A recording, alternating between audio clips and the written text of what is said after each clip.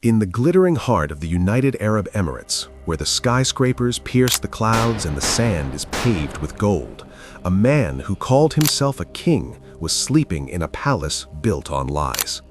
It was just past midnight at the Palazzo Versace, a residence so exclusive that the air itself seemed to smell of money and expensive oud perfume.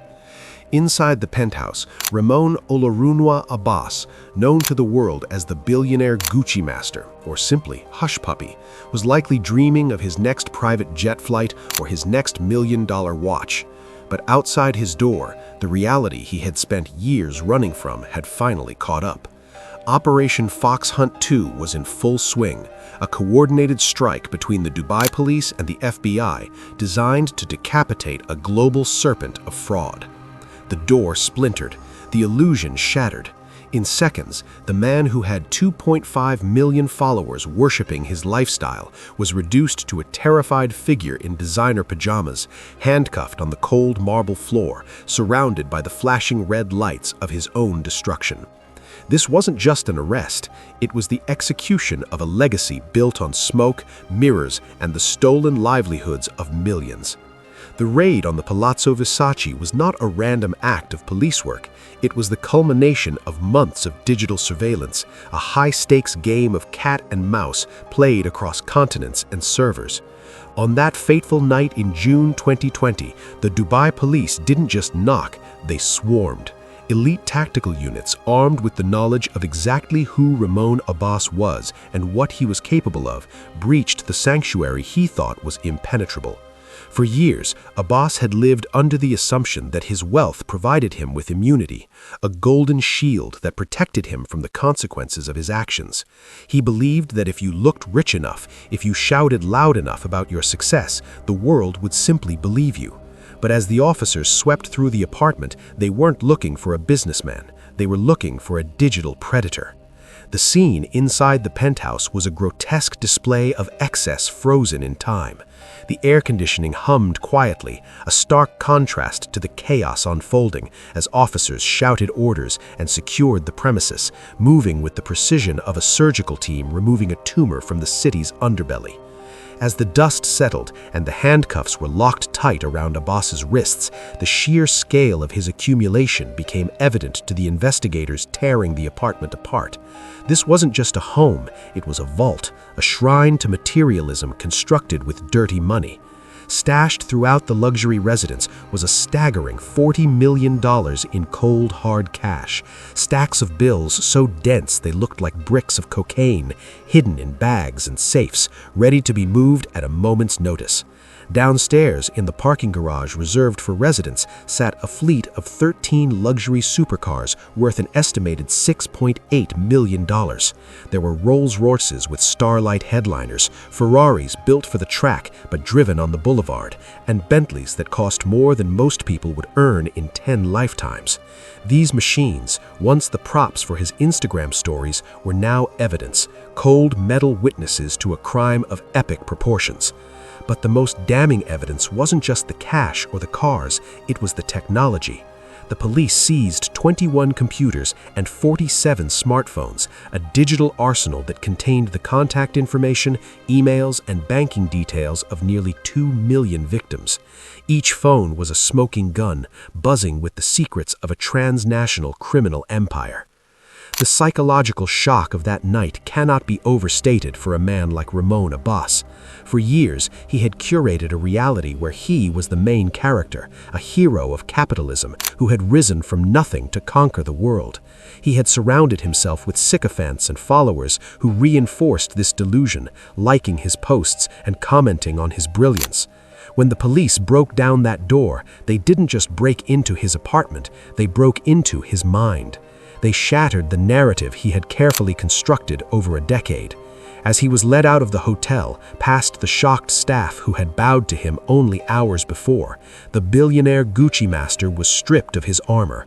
There were no filters to hide the fear in his eyes, no captions to spin the narrative. He was placed in the back of a police cruiser, the flashing blue lights reflecting off the windows of the hotel he would never enter again. The drive to the station was a journey from the peak of Mount Olympus down to the deepest pit of Hades. The world watched in shock as the news broke. The invincible influencer paraded like a common criminal, his empire of likes and shares crumbling into dust in real time. To truly understand the monster, one must first understand the man. And to do that, we must leave the air-conditioned luxury of Dubai and travel back to the humid, frenetic streets of Owarenshoki, Lagos. Long before the private jets and the designer robes, Ramon Abbas was just another boy trying to survive in a city that eats the weak for breakfast. Born into a low-income family, his early life was defined by the grinding, relentless poverty that affects millions of Nigerians. His father was a taxi driver, a man who spent his days navigating the legendary Lagos traffic, fighting for every naira to put food on the table. His mother sold bread by the roadside, her hands worn rough by labor, watching the cars drive by and hoping for a better future for her son.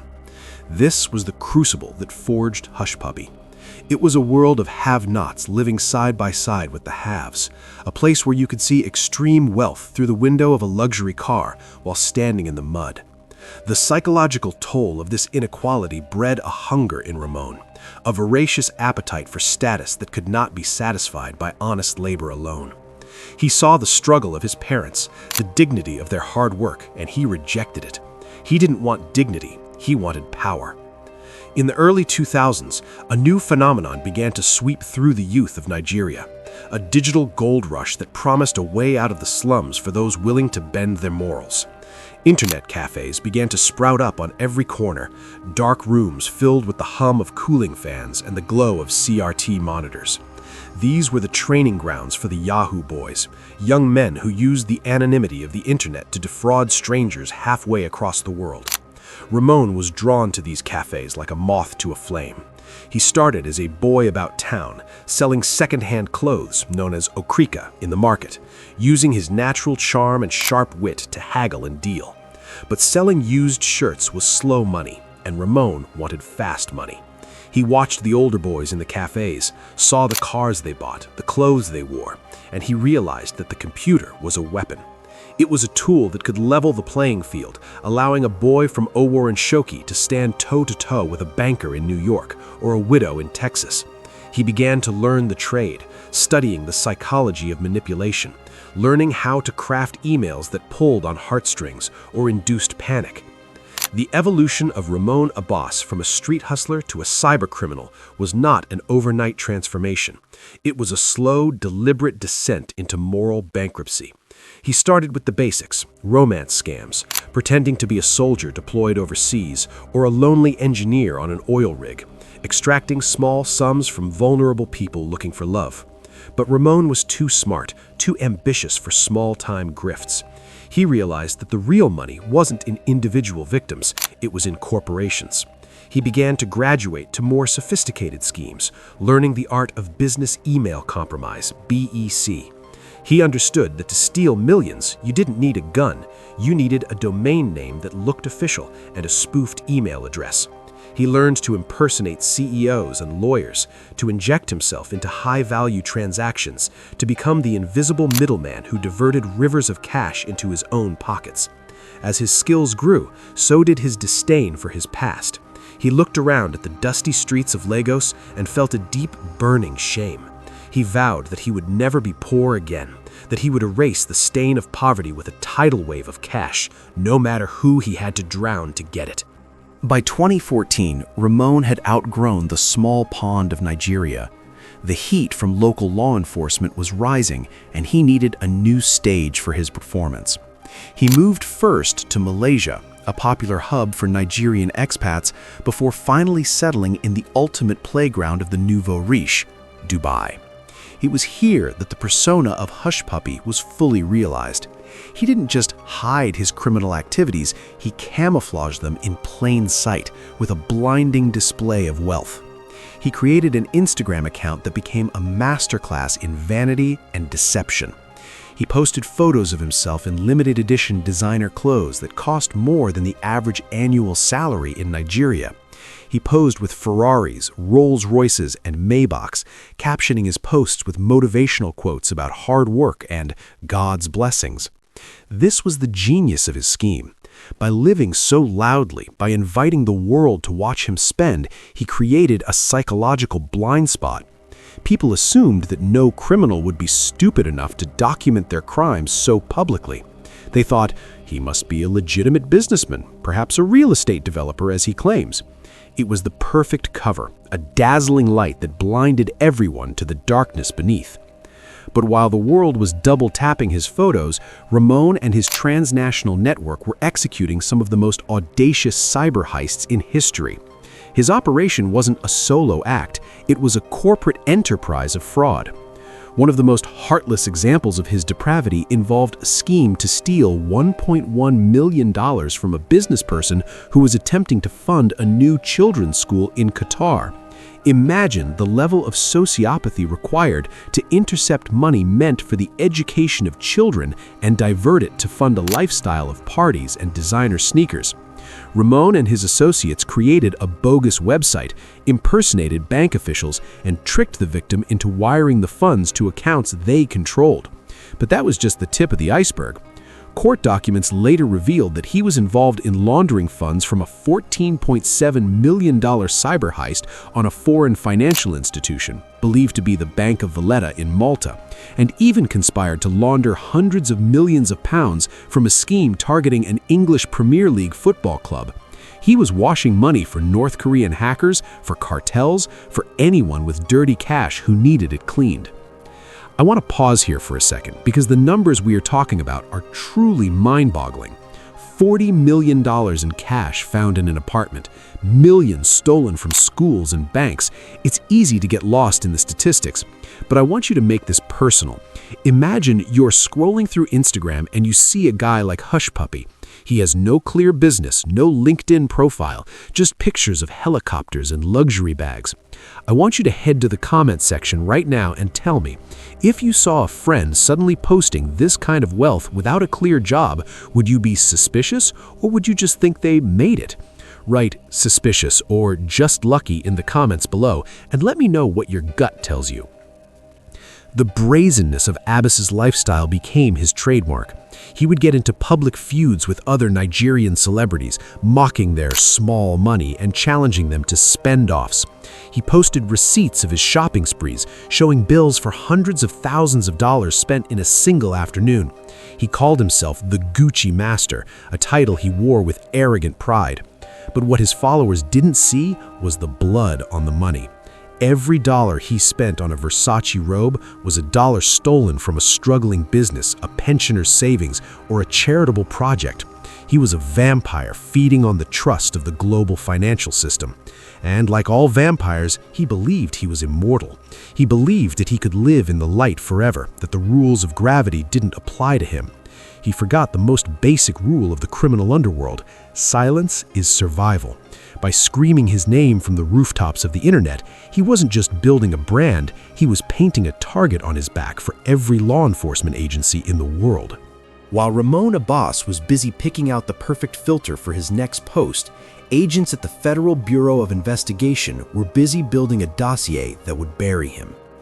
The investigation, codenamed Operation Foxhunt, was a masterclass in digital forensics. The FBI didn't need to plant bugs in his apartment or tail him in a car. Ramon was doing all the work for them. Every time he posted a photo, he was providing a timestamp and a location. Every time he showed off a new car, he was giving them an asset to track.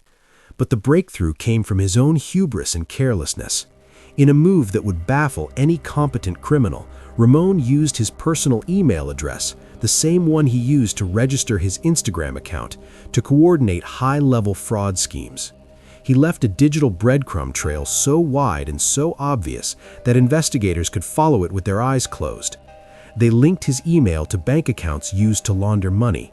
They linked his phone number to encrypted chats with co-conspirators. They were watching his entire life unfold in real time, archiving his stories not as fans, but as prosecutors. The network that Ramon was part of was vast and dangerous. It included other high-profile figures like Olalekan Ponley, known as Woodbury, another Dubai-based influencer who mirrored Ramon's lavish lifestyle. The FBI discovered that these men were not just rivals, they were colleagues in crime. They used platforms like Snapchat and WhatsApp to coordinate their attacks, discussing hits and drops with the casual demeanor of colleagues discussing a lunch order. They shared screenshots of successful wire transfers, celebrating the ruin of their victims with emojis and laughter. The investigators saw it all. They saw the conversations where Ramon bragged about the money coming in. They saw the plans to launder millions through shell companies and mule accounts. They realized that Ramon wasn't just a participant, he was a key node, a superconnector who bridged the gap between the hackers who stole the money and the financial networks needed to clean it. He was the interface between the digital underworld and the legitimate economy. As the evidence mounted, the noose began to tighten. The FBI worked with the Dubai police to coordinate the takedown. They needed to time it perfectly. They needed to catch him when he was most vulnerable, when he was sleeping in the safety of his delusion. They tracked his movements through his phone's GPS. They knew when he was at the mall, when he was at a restaurant, and when he was home at the Palazzo Versace. The irony of the situation is almost poetic. The very technology that Ramon used to build his empire, the internet, the smartphones, the social media platforms, became the instruments of his downfall. He had lived by the screen, and now he was going to die by it. The fox hunt was nearing its end. The predator who had spent years hunting victims was about to become the prey. And unlike his victims who never saw him coming, Ramon Abbas would see his end coming in the form of a battering ram and a federal indictment. The flight from Dubai to Los Angeles is one of the longest in the world, taking over 16 hours. For Ramon Abbas, sitting in shackles, stripped of his Gucci and his entourage, it must have felt like a lifetime. He was extradited to the United States to face the full weight of the American justice system. The billionaire was processed, fingerprinted, and given a new name, inmate number 54313-424. The media circus that followed was intense. His lawyer, a high-profile criminal defense attorney named Gal Pisetsky, initially tried to spin the narrative. He argued that Ramon was a legitimate businessman, an influencer who made his money from brand promotions and appearance fees. He tried to paint him as a victim of his own success, but the evidence collected by the FBI was insurmountable. There were thousands of pages of chat logs, bank records, and emails. There was no spinning this. The reality was undeniable. Ramon Abbas was a career criminal who had conspired to launder hundreds of millions of dollars. In April 2021, the facade finally crumbled completely. Ramon Abbas stood before a judge and pleaded guilty to conspiracy to engage in money laundering. The arrogance was gone. The swagger was gone.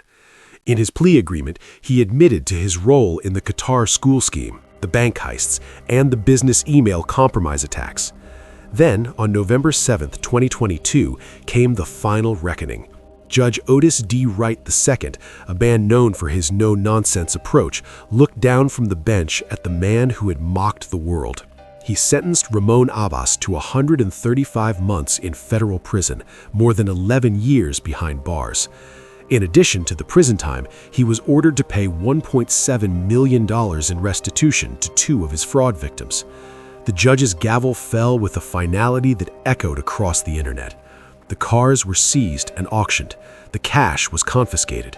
The Instagram account, once a vibrant feed of excess, became a digital tombstone, a museum of evidence for a life that never really existed. Today, Ramon Abbas sits in a cell at a federal correctional institution, likely FCI Fort Dix in New Jersey. His world has shrunk from penthouse suites and private jets to a 6-by-8-foot concrete box. He wears a uniform issued by the state, eats food prepared in a cafeteria, and answers to a number. The tragedy of Hushpuppi is not just a story about crime. It is a story about the corrosive power of the appearance of success. He represents a generation so obsessed with the validation of strangers, so desperate to look like they have made it, that they are willing to destroy their actual lives to maintain the illusion. He wanted to be a king, but he built his castle on quicksand. The take-home lesson here is simple, brutal, and necessary. There is no shortcut.